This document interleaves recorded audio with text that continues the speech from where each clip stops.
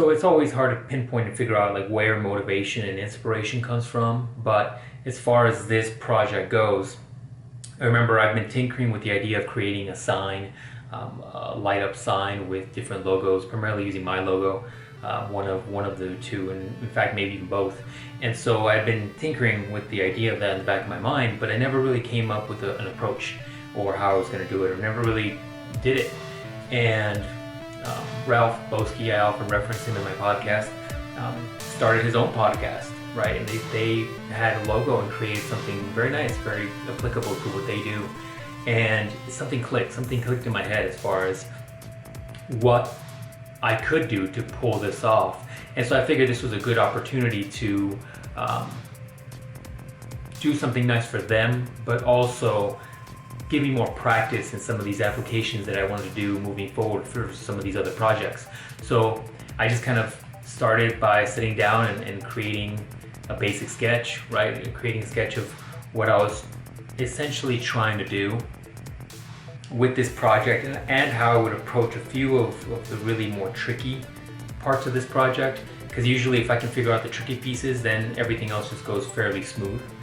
One of the things I had decided, as you can tell from the picture, was figuring out whether or not I was going to do a butt joint or a miter joint at the edges where the wood meets. Originally the miter is far more attractive, but as you'll see in a little while, I ran into some issues which made me go with the butt joint. But one of the first tasks at hand was figuring out how to, what size and what dimensions the box was going to be.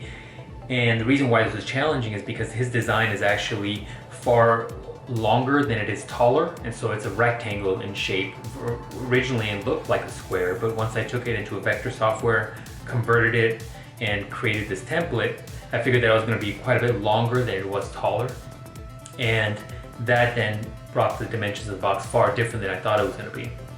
Because in the beginning, if you notice the picture in the video, it was originally far square of a shape, but this helped figure out that shape far easier. So once I was able to create the vinyl, and you know, this isn't the final vinyl, but it gives me an idea. I took a plexiglass and basically just adhered it to the top. Didn't peel the protective layer because essentially that wasn't gonna stay. That wasn't the final version. Their logo is a combination of red and blue, not this generic color I just had sitting around. I also ordered some lights from Amazon. One of the things I was definitely looking for was battery powered versus outlet powered, because if you wanted to mount this on a wall, which I wanted that to be a feature, I didn't want this to be something where it needed to be close to a light or have a huge extension coming off of it. So battery powered was optimally the way to go.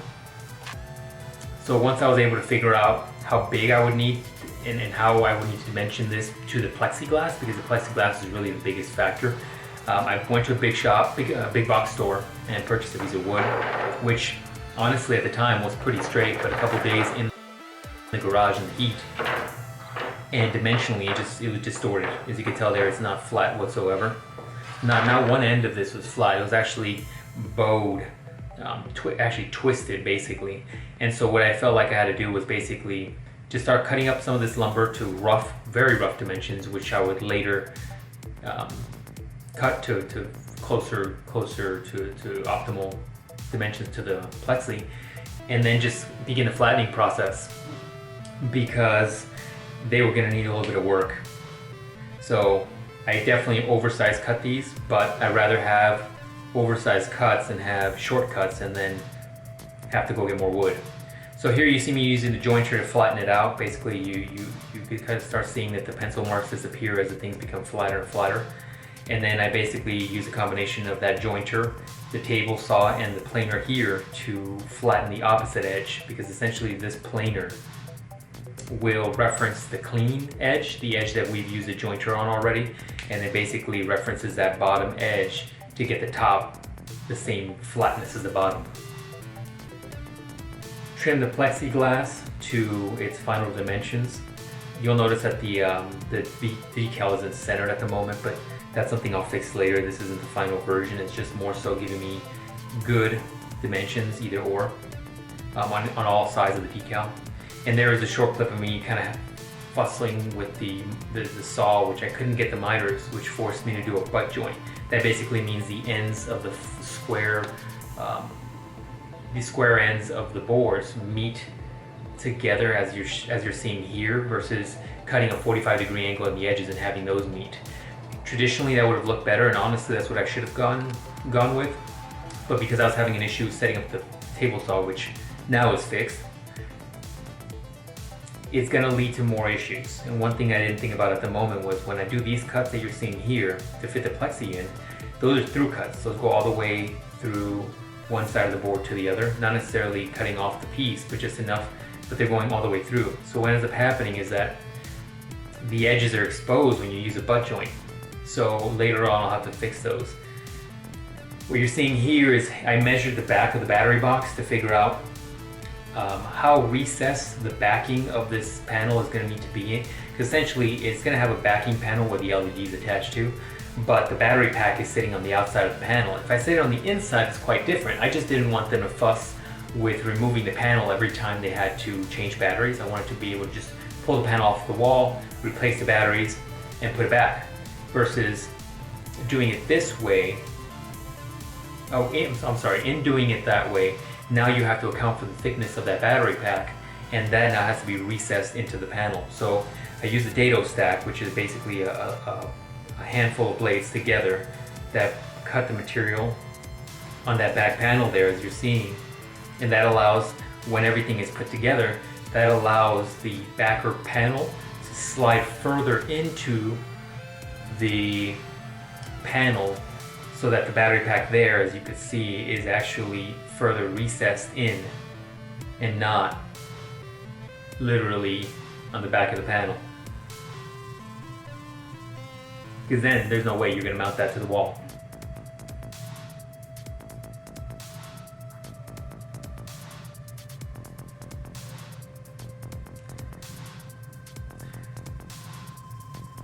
I did end up kind of cutting and kind of recutting just to make sure that I didn't overdo it. But there you can see the pieces that basically are through cuts that are now have to be hidden. So what I had to do is cut a bunch of little kind of shims like these and basically glue them in place. And I didn't want it to be the face grain and then end grain, so then I had to cut them in a strip so that I was basically showing end grain to end grain, so they didn't stand out as much. But this did add about, if not a few hours, a few days to the project, or a day or so to the project. Additionally, I had the spare cutoff piece. What I want to do is find out what the light would look like if I use the different sanding grits. So I attempted to do 1000, 60, and 220 just for curiosity's sake, to see what it would look like with the light coming through it of the LED. So I went with the 60 grit on that. The panel had an interesting little piece there that you saw. It basically had a knot that had basically a hole through the knot. And originally I was thinking about covering it, but I thought that would be a good opportunity to let that area open, let that be open, so that if there is any heat issues with the LEDs as far as heat, how much heat production they do create, which I'm hearing is not much, it would hopefully escape through there. So I left it open. And then I added, as you saw, I added some of the what kind of tape is that? I can't remember what it's called anymore. Ducting tape, I believe. Basically to enhance the LEDs once they're in place, so they'll shine a little brighter. I scuffed up the back of the panel, not the front, because I wanted that to be smooth and shiny still, to go with the vinyl. And then basically I peeled the vinyl off of both areas. Well, of course I need to do one just to be able to sand it, but basically pulled the protective film off the vinyl. So now we have a vinyl that's foggy on one side because it's a scuffing of the sandpaper, 60 grit I believe. And the other panel is nice and clean, as you can see, it's shiny on this end where I'm trying to clamp everything down. It's kind of funny how many clamps you do need to just square something up correctly. I decided to tape off the front because it was once again shiny, clear, and I didn't want any scratches on it, so I just taped it off so that I could avoid any sort of damage before I got the final vinyl on. And I wanted to get a little glue up as well, so I didn't want any of the glue to squeeze out and essentially go on the panel, which would have given me another whole level of tasks to focus on.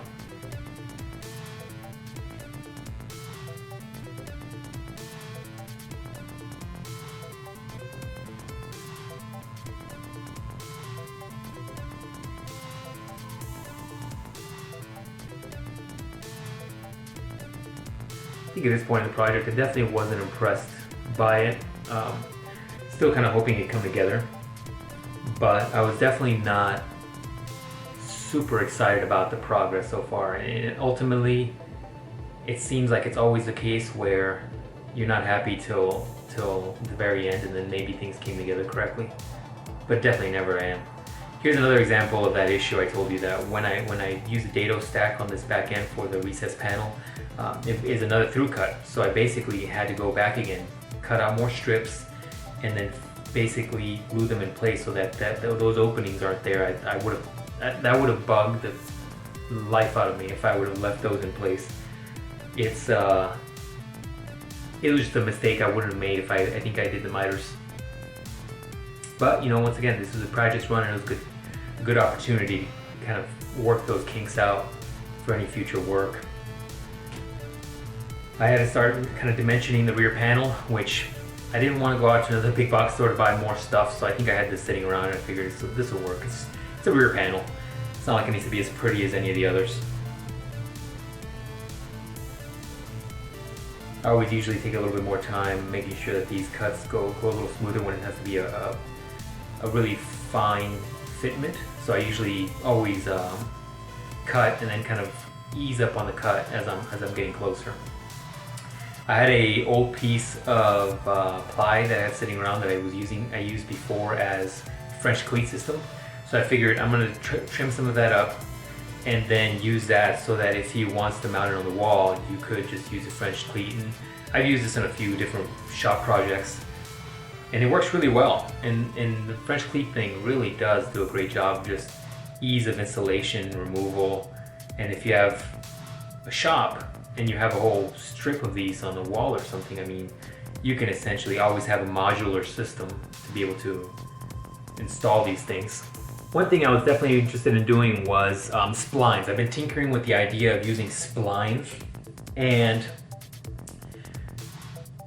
I created the jig that you saw a second ago, and I took this old piece of walnut I had sitting around, and I wanted a contrasting wood species. So as you can see, the splines were glued in place. Then the excess was cut off and sanded smooth, so it looked very clean. If I were to do this again, I would definitely have gone far deeper on that cut and had either that or gone with a thicker cut off of the box so that the spline themselves was thicker and stood out a little bit more. I think they were just too small. Basically just no stain, just did some poly sealer so I can basically get this nice and situated.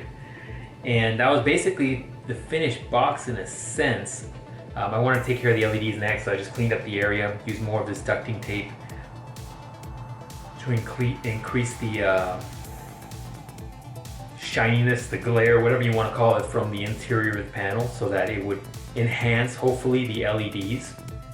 One of the things I was very concerned about was that I did notice that these LEDs actually have a plastic or maybe some sort of rubberized coating over them. I've bought LED strips before, but these were very different because these had an LED, they had a plastic dome covering over them. So if you stared at the LEDs straight on, if you stared that strip straight on, it had a curvature to it. So folding them in a 180 degree turn was very difficult. And as you'll see in this video, they wanted to kind of lift up, primarily just because of that rubber coating on the LEDs.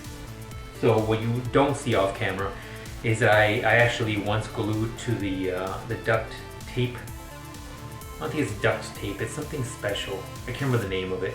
I'll figure it out, I'll post it down below somewhere. But I ended up putting some CA glue to help keep those in place. I ran one more copy of the vinyl just to make sure that it was the right size, because I'd rather do it twice than do it incorrectly and then have to redo it. So then it gave me the proper dimensions, and I ran basically the correct blue and the correct red, even though it looks a little pinkish in the video for some reason. Need to do some color correcting.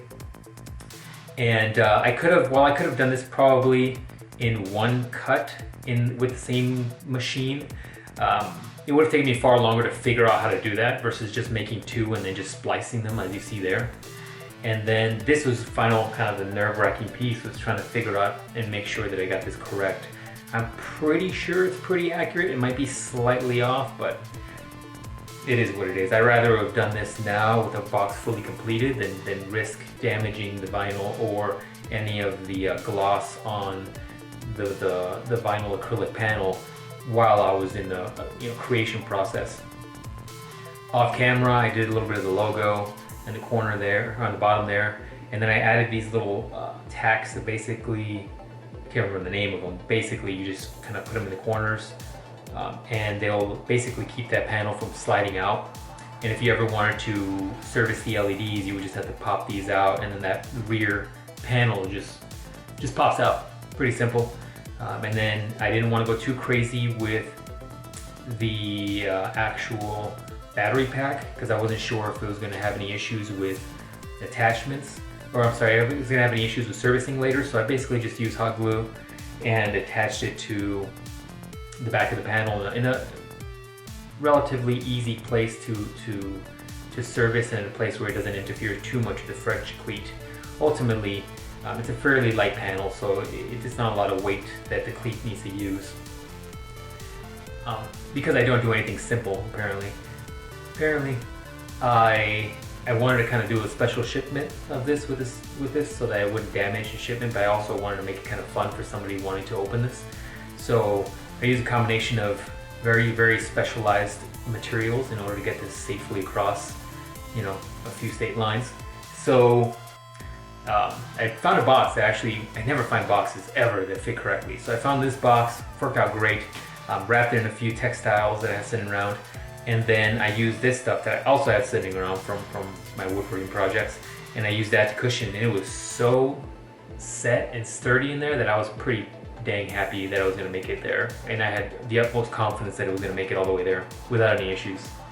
I had a little instructional letter that I thought would be fun for them to read as they're trying to open it, so they doesn't fall out of the box as if you're trying to get it out.